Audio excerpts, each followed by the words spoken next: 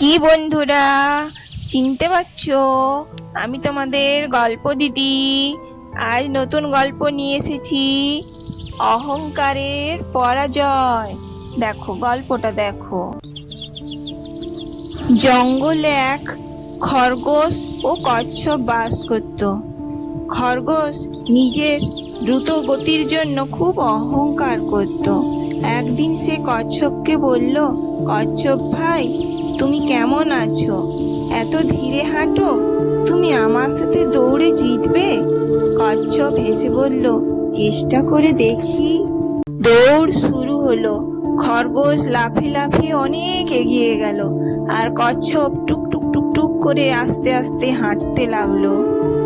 খরগোশ অনেক এগিয়ে গিয়ে ভাবলো, কচ্ছপ তো অনেক দূরে, আমি অনেক এগিয়ে এসেছি, আমি একটু ঘুমিয়ে নি, কচ্ছপ আসুক না।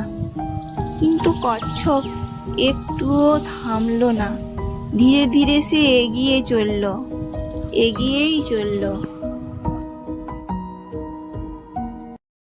হঠাৎ খরগোশের ঘুম ভাঙলো।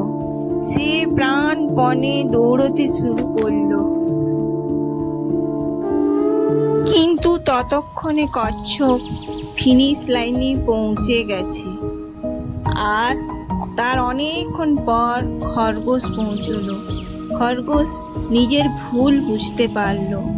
সে কচ্ছপকে ডেকে বলল, বন্ধু, তুমিই ঠিক, তুমি আজ জিতলে। কচ্ছপ বলল, ও কিছু না, ঠিক আছে।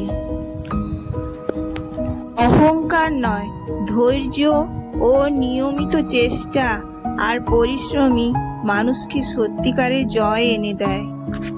কি ছোট্ট বন্ধুরা, আজ খরগোশ ও কচ্ছপের গল্পটা কেমন লাগলো?